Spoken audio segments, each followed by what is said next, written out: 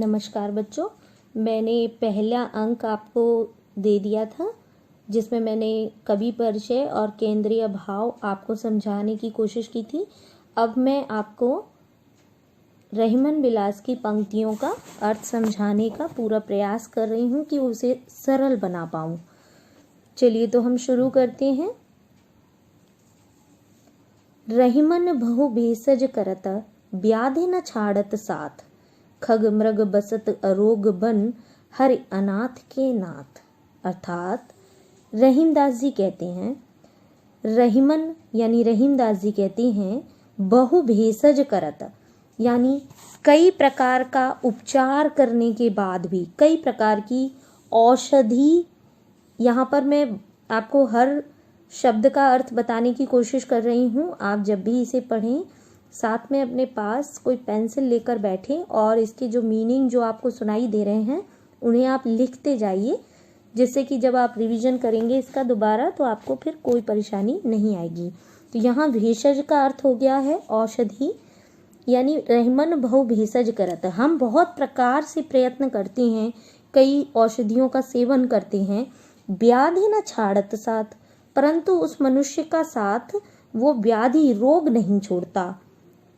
खग मृग बसत अरोग वन, लेकिन इसके ठीक विपरीत पशु पक्षी, खग मृग बसत यानी पशु पक्षी बसते हैं अरोग वन में, यानी जो पशु पक्षी हैं वो तो वन में रहते हैं, ठीक है। हरि अनाथ के नाथ, अरोग रहते हैं, अरोग रहते हैं क्योंकि उनको कोई रोग नहीं होता है, वो प्रकृति की गोद में रहते हैं। हरि अनाथ के नाथ, तो यहाँ पर हमें रहीमदास जी हमें दो संदेश देने की कोशिश कर रहे हैं।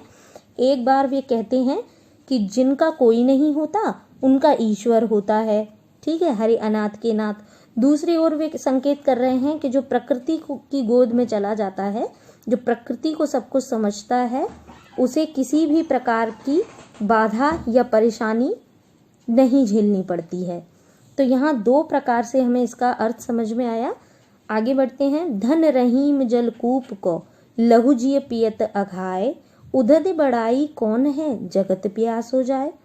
धन रहीम जलकूप को, रहीम आपको इनके दोहों की एक विशेषता मिलेगी, इनकी पंक्तियों की, कि आपको रहीमदास जी का नाम सभी पंक्तियों में मिलेगा, लेकिन मतलब दो पंक्ति में से एक में ज़रूर मिलेगा, लेकिन ये जो हमारा आखिरी का होगा, ये 7 नंबर का, इसमें रहीमन या रहीम कुछ नहीं लिखा होगा। इन्हीं सब में रहीमन और रहीम आपको मिलेगा, तो ये पहचानने में परीक्षा में बहुत आसानी होगी। चलिए देखते हैं दूसरा। धन रहीम जलकूप को, रहीमदास जी कहते हैं कि कुएं का जो जल होता है, कुएं का जो जल होता है, वो व्यक्ति अगर थोड़ा सा भी पी ले तो उसका जो मन होता है ना वो भर जाता है, मन अघा जाता है, तृप्ति हो जाती है उसके मन की। लहू, लघु माने थोड़ा, जिय, जिय माने हृदय, पियत माने पीना, अघाय माने मन भरना। यानी जब रहीमदास जी कहते हैं कि कुएं का जल सच्चा धन होता है एक तरह से, क्योंकि उसको जरा सा भी कोई पी लेता है तो उसका मन भर जाता है। उदधि बड़ाई कौन है जगत प्यास हो जाए। उदधि माने समुद्र, उदधि का यहाँ मतलब क्या है, समुद्र, यानी समुद्र की बड़ाई कौन करे जगत प्यास हो जाए। उसके पास से पूरा जगत, पूरा संसार ही प्यासा जाता है। कोई वो इतना विशाल होने के बाद भी किसी का की प्यास को बुझा नहीं सकता है, ठीक है। आगे देखिए। बस कुसंग चाहत कुशल यह रहीम जी सोस, महिमा घटी समुद्र की रावण वस्यो परोस। बस कुसंग चाहत कुशल, कुसंगति में तो रहते हैं हम, ठीक है, कुसंगति में रहते हैं और अपनी कुशलता चाहते हैं। क्या चाहते हैं, कुशलता। कुसंगति में रहकर हम अपनी कुशलता चाहते हैं। रहीमदास जी कहते हैं बस कुसंग चाहत कुशल, कुसंगति में रहकर अपनी कुशलता चाहते हो, यह रहीम जी सोच। रहीमदास जी का हृदय यही सोच के अफसोस करता है कि जब कुसंगति में ही हो तो तुम्हारी कुशलता कैसे है। महिमा घटी समुद्र की रावण वस्यो परोस, समुद्र की बड़ी महिमा थी, लेकिन जैसे ही समुद्र के पड़ोस में रावण बसने के लिए आ गया तो समुद्र की महिमा घट गई। भगवान ने भी शस्त्र उठा लिए कि तुझे सुखा के मानेंगे, यानी समुद्र की भी महिमा घट गई। तो कुसंगति में रह के भला कौन अपनी कुशलता की उम्मीद रख सकता है। ये रहीमदास जी का हृदय सोच रहा है। अब तीसरे पे जाएंगे, चौथे पर आएंगे, 3 हो गए हैं। रहीमन असुआ नैन ढरे, जिय दुख प्रकट करे, जाहिर निकारो गेहते, कसन भेद कह दे। अर्थात रहीमन, रहीमदास जी कहते हैं असुआ नैन ढरे, अगर हमारी आंखों से आंसू ढरक जाते हैं तो वो कैसे हमारे भेद को नहीं प्रकट करेंगे। जिय दुख प्रकट करे, तो वो हमारे हृदय के भेद को प्रकट कर देते हैं। जाहे निकारो गेहते, कसना भेद कह दे, और जिसको तुम अपने गेह यानी हृदय से निकालते हो, घर से निकालते हो और सोचते हो कि ये कोई भेद बाहर जाकर नहीं कहेगा, तो वो कैसे नहीं कहेगा। जब हमारे आंखों से आंसू ढरक जाते हैं और भेद दूसरों को पता चल जाता है कि हम दुखी हैं, हमारे दुख को वो प्रकट कर देते हैं, तो जिसको तुम अपने घर से निकाल रहे हो वो तुम्हारे इस घटना का भेद दूसरों को क्यों नहीं बताएगा। अब 5वें पर आते हैं।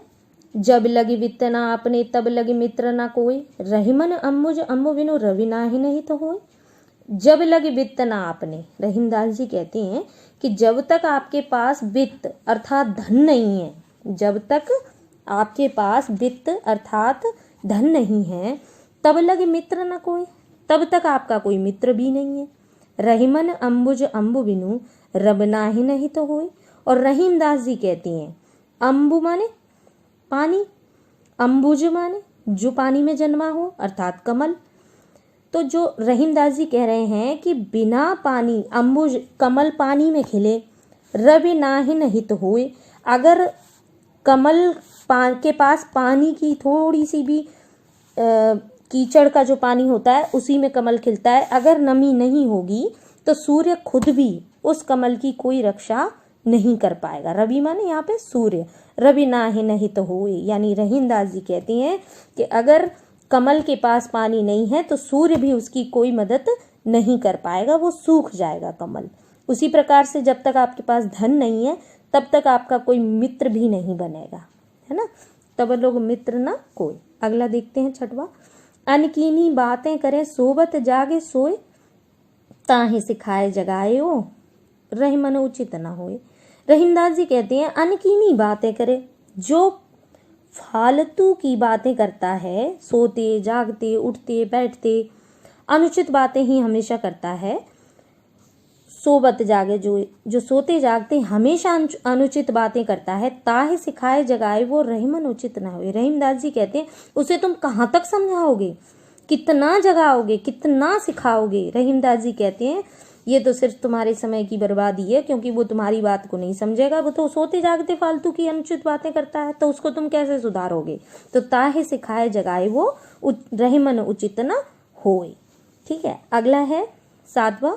देनदार को और है भेजत सो दिन रैन, लोग भरम हम पे धरे याते नीचे नैन। अर्थात देनदार को और है, देने वाला कोई और है जो मुझे, रहीमदास जी ये कहते हैं अपने लिए, क्योंकि वो जब दान कर रहे थे, रहीमदास जी दान कर रहे थे, तब वो अपनी आंखों को हमेशा नीचे करके दान करते थे।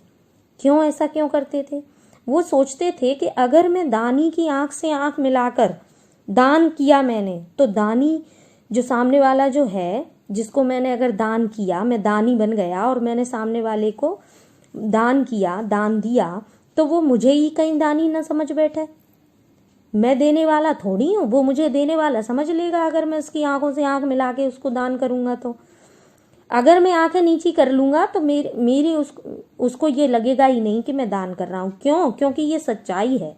देनदार को और है, क्योंकि देने वाला तो कोई और है। यहाँ पर रहीमदास जी का संकेत ईश्वर की ओर है कि वो मुझे दे रहा है, जो भेजे तो 100 दिन रहन, वो रात दिन मुझे भेज रहा है मेरे पास, इसलिए मैं भी उसे दान कर पा रहा हूँ। अगर वो ही मुझे ना दे, ईश्वर ही मुझे ना दे, तो मैं दान क्या करूं। देनदार को और है भेजत 100 दिन रहन, अर्थात देने वाला कोई और है जो रात दिन भेजता रहता है, और मैं उसे दान कर देता हूँ। लोग भरम हम पे धरे याते नीचे नैन, लेकिन मैं जब दान करता हूँ तो लोग मुझ पर भरम रखते हैं, मुझ पर ऐसा सोचते हैं मैं दानी हूँ, इसलिए मैं अपने नेत्रों को नीचे करके दान देता हूँ, एक तरह से ये हमें भी यही कह रहे हैं कि जब हम दान दें तो अपनी आंखों को नीचे करके दान दें, क्योंकि हमें कभी भी ये नहीं समझना चाहिए कि हम दानी हैं। दानी कौन है? दानी तो ईश्वर है जो हमको देता है।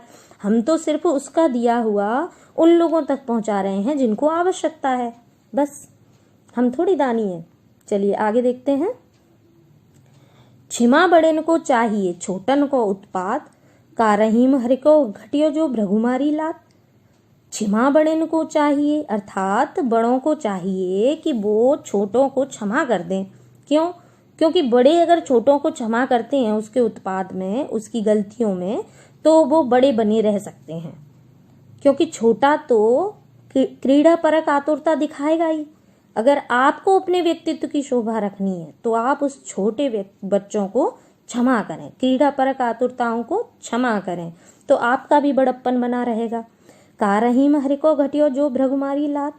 रहीमदास जी कहते हैं हरि को क्या घटा। देखो भृगु ऋषि थे एक, है ना, उनको घमंड हो गया था, तो उन्होंने उसी घमंड में भगवान को, हरि को लात मार दी।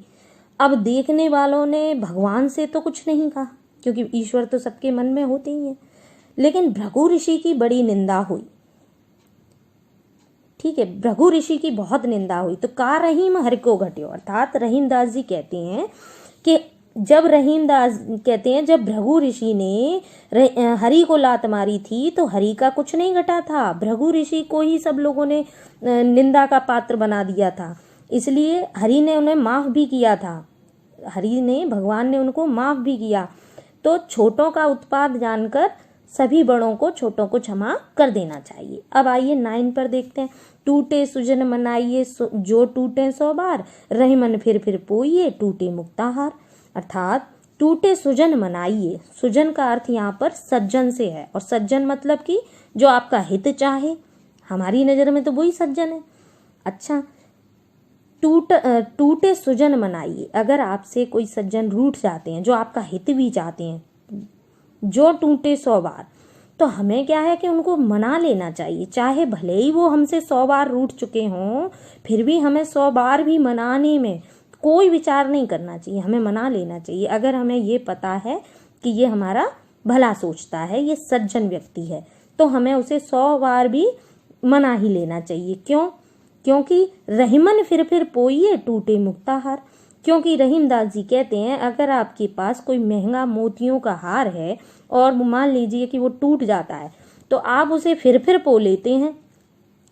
रहीमन फिर पोइए टूटे मुक्ताहार, यानी जब आप उस हीरे मोती के हार को 100 बार टूटने पर भी जोड़ने का दम रखते हैं, तो आपसे कोई सज्जन अगर रूठ जाए तो आप उसको भी मना लीजिए, चाहे वो आपसे 100 बार भी क्यों ना रूठ जाए। आगे देखते हैं 10वां। रहीमन पानी राखिए बिन पानी सब सून, पानी गए न उबरे मोती मानुष चून। समझिएगा ध्यान से। रहीमन पानी राखिए बिन पानी सब सून, पानी गए न उबरे मोती मानुष चून। अर्थात रहीमदास जी कहते हैं कि सबको अपने पास अपना पानी रखना चाहिए। बिन पानी सब सून, बिना पानी के सब सूना हो जाता है। पानी के बिना सब सूना हो जाता है। यहाँ पानी के 3 अर्थ बताए गए हैं। जो जल है हमारा, इसके 3 अर्थ बताए गए हैं। 3 कौन कौन से अर्थ बताए गए हैं जरा सुनिए ध्यान से। पानी गए न उबरे मोती मानुष चून। पानी अर्थ कितने हैं? 3। जब एक शब्द हो और उसके एक से अधिक अर्थ हों तो वहां पर एक अलंकार होता है। याद आ रहा है आपको? हाँ, वहां पर श्लेष अलंकार होता है। श्लेष, क्योंकि श्लेष का मतलब क्या होता है? श्लेष का मतलब होता है चिपका हुआ। यहाँ हम क्या देख रहे हैं? पानी में 3 अर्थ चिपके हैं। 3 अर्थ कैसे चिपके हैं? एक तो स्वयं पानी यानी जल, ठीक है, दूसरा आभा यानी चमक, और तीसरे की बात करें तो क्या है? इज्जत, ठीक है, या विनम्रता, कुछ भी मानेंगे यहाँ पर। तो यहाँ पर हम देख रहे हैं पानी के 3 अर्थ हैं। एक तो जल, एक आभा यानी चमक, और एक इज्जत। तो जब ऐसी स्थिति आ जाए, शब्द अर्थ अर्थ अर्थ, शब्द अर्थ अर्थ अर्थ, तो वहां पर श्लेष अलंकार होता है। शब्द अर्थ अर्थ अर्थ, तो कौन सा होता है? श्लेष, क्योंकि श्लेष का अर्थ होता है चिपका हुआ। यहाँ भी पानी शब्द में 3 अर्थ चिपके हुए हैं। मोती, अगर मोती में चमक नहीं हो तो वो महत्वहीन हो जाती है, कोई नहीं खरीदेगा। मानुष यानी मनुष्य में अगर मनुष्य के पास इज्जत ना हो या विनम्रता ना हो तो उससे कोई बात नहीं करेगा। और चून यानी आटे के लिए पानी, आटा लगाना, पानी के बिना हम आटा नहीं लगा सकते ना, तो पानी किसके लिए? चून के लिए पानी का ही अर्थ है। तो मोती की चमक है पानी, मनुष्य की इज्जत है पानी, और चून के लिए पानी है पानी। तो पानी के 3 अर्थ हैं। तो पहली लाइन तो साधारण है, पहली में कुछ नहीं है, दूसरे में है श्लेष। दूसरे में क्या है? श्लेष अलंकार है, ये आपको याद रखना है। तो रहीमन पानी राखिए, बिनु पानी सब सून। रहीमदास जी कहते हैं सबको अपने पास पानी रखना चाहिए, बिना पानी के सब सूना होता है। पानी गए ना उबरे, मोती मानुष चुन। और अगर आपने अपने पास पानी संभाल कर नहीं रखा है तो मोती के लिए चमक नहीं है, मनुष्य के लिए इज्जत नहीं है, और चून यानी के लिए जल नहीं। यानी तीनों के अर्थ में पानी का विशेष अर्थ है। अब आइए आगे चलिए। मथत माखन रहे, दही मही बिलगाए, और रहीमन सोई मीत है, भीर परे ठहराए। मथत मथत माखन रहे, रहीमदास जी कहते हैं कि जब मट्ठे को मथते हैं ना, तो मथते मथते क्या होता है, उसमें दही अलग हो जाता है, और बचता क्या है? खाली मक्खन बच जाता है। और दही कैसा हो जाता है? दही क्या काय में बदल जाता है? दही मट्ठे में बदल जाता है, मट्ठे में बदल जाता है ना दही। तो क्या कह रहे हैं? मथत मथत माखन रहे, दही मही बिलगाए। मथते मथते माखन रह जाता है, माखन रह जाता है, और दही मही में बिलग जाता है, यानी दही का मठा हो जाता है। दही हमारा साथ छोड़ देते हैं, यानी मक्खन हमारे पास रह जाता है। रहीमन सोई मीत है, भीर परे ठहराए। अब रहीमदास जी कहते हैं कि वही हमारा सच्चा मित्र है, जो परेशानी पड़ने पर हमारे साथ खड़ा रहे, वही हमारा सच्चा मित्र है। जब परेशानी पड़ी दही पर तो उसमें से मठा बन गया, लेकिन मक्खन ने साथ नहीं छोड़ा। मक्खन ऊपर आ गया, भाई क्या समस्या है हमको बताओ, लेकिन दही ने क्या किया? मही के रूप में बदल गया। और मक्खन ने क्या किया? वो ऊपर आ गया। बोलो क्या समस्या है? क्यों? क्योंकि हम उसको बार बार मत रहे थे ना, तो समस्या थी उस दही को। तो क्या उसने ऊपर आके पूछा, बोलो क्या समस्या है? तो दही माखन ऊपर आ जाता है, और दही काय में मिल जाता है? मही में मिल जाता है। तो मथत माखन रहे, दही मही बिलगाए, रहीमन सोई मीत है, भीर परे ठहराए। अर्थात रहीमदास जी कहते हैं कि जब मथते मथते केवल हमारे साथ माखन रह जाता है, दही तो मही में भी लग जाता है, मिल जाता है, तो रहीमदास जी कहते हैं तो हमारा मीत भी वही है जो हमें परेशानी पड़े और हमारे साथ खड़ा रहे। ठीक है। अब अगला देखिए। तबलो ही जीवो भलो, दीवो होए न धीम, जग में रहबो कुचित गति, उचित न होए रहीम। रहीमदास जी कहते हैं तबलो ही जीवो भलो, दीवो होए न धीम, यानी तब तक ही हमारा जीना अच्छा है जब तक हमारा देने का भाव है। देने का भाव है तब तक हमारा जीवन सार्थक है। अगर हमारे मन में लेने का भाव है तो हमारा जीवन सार्थक नहीं है। जग में रहबो कुचित गति, उचित न होए रहीम। जग में रहबो कुचित गति, अगर देने का भाव नष्ट हो जाता है तो जग में रहना बिल्कुल भी उचित नहीं है। ऐसा रहीमदास जी हमसे कह रहे हैं कि फिर जग में रहना बिल्कुल अनुचित है। अगर देने का भाव समाप्त हो जाए, लेने का भाव आ जाए, तो फिर जग में रहना हमारा उचित नहीं है। आपको बता दिया, रहीमदास जी खुद इतने बड़े दानी थे, है ना, तो वो केवल देने में विश्वास रखते थे, लेने में नहीं रखते थे।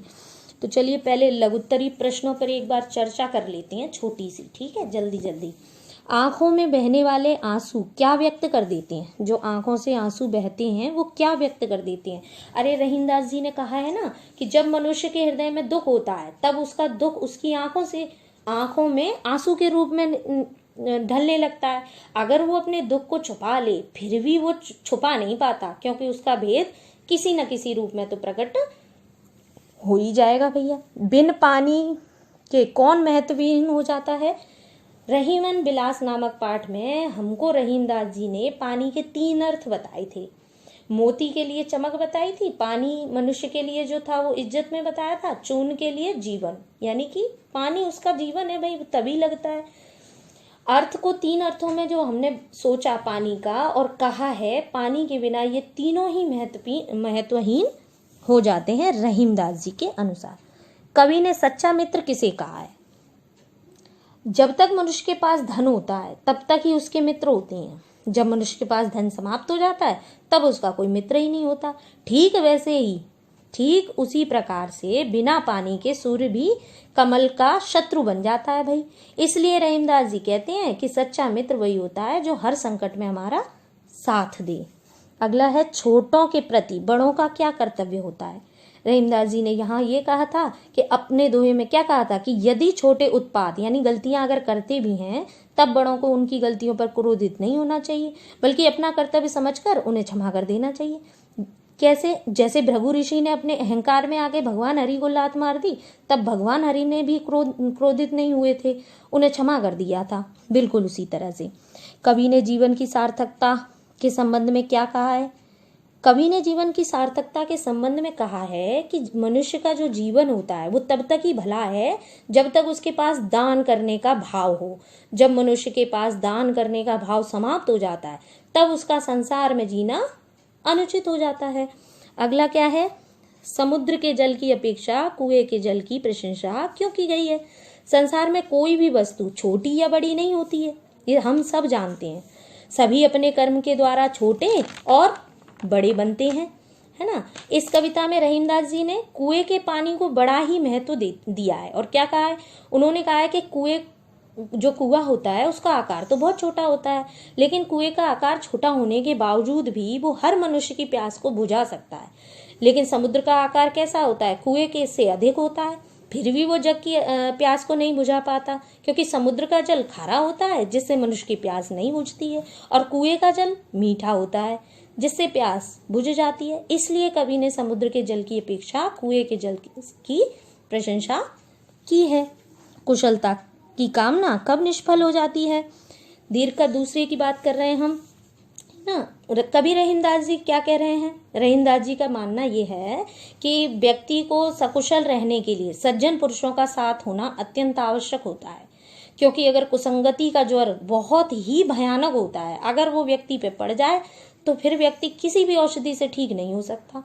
तो उसकी कुशलता कैसी हो जाती है? निष्फल हो जाती है। अगर जब व्यक्ति की संगति अच्छी होती है तो उसकी कुशलता सुरक्षित भी रहती है, क्योंकि अच्छी संगति करने से क्या होता है? लोगों का विकास होता है और उसमें सद्गुण आती हैं। परंतु बुरी संगति करने से मनुष्य का विकास ही रुक जाता है, और इसमें जो सद्गुण का भाव होता है ना, वो भी उस व्यक्ति में समाप्त हो जाता है, जिसके कारण उसके हृदय में बुरे आचरणों का निवास होने लगता है।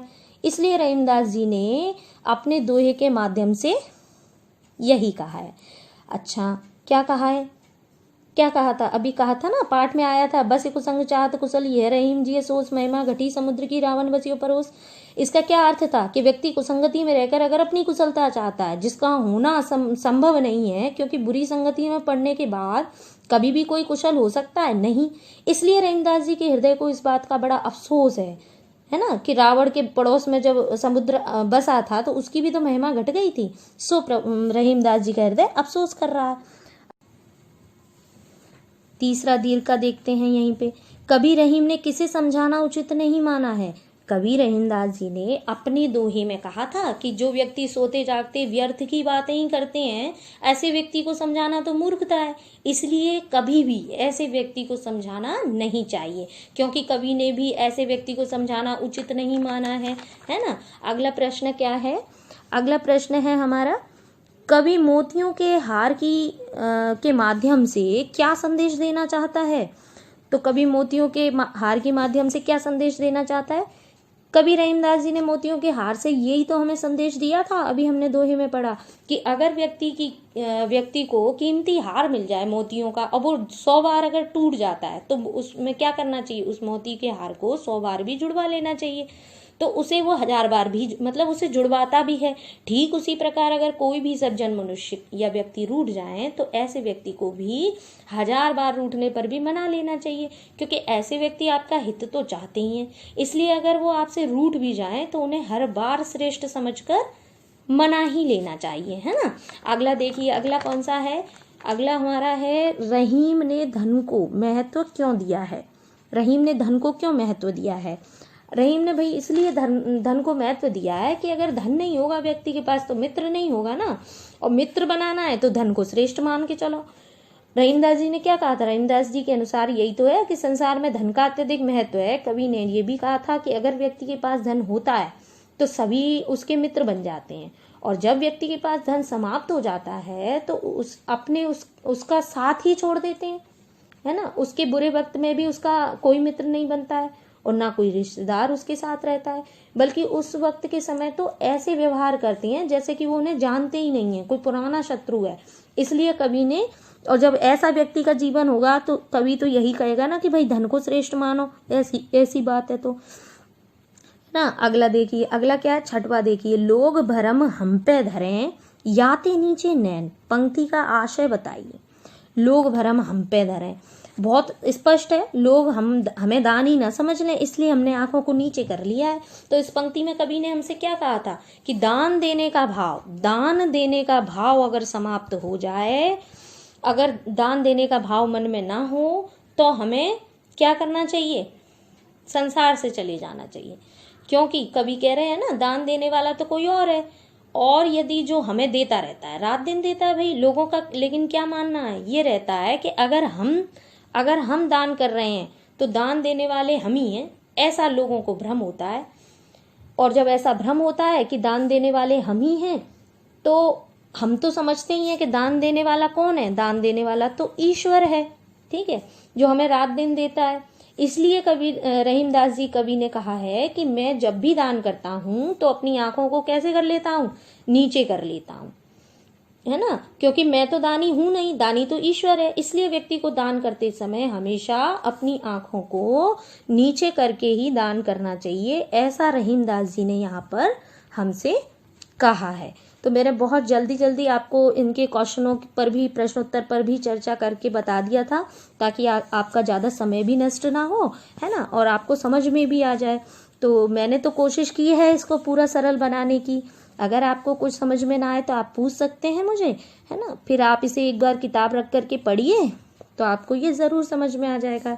आज के लिए बस इतना ही बच्चों, अगले पार्ट के साथ हम फिर मिलेंगे। धन्यवाद।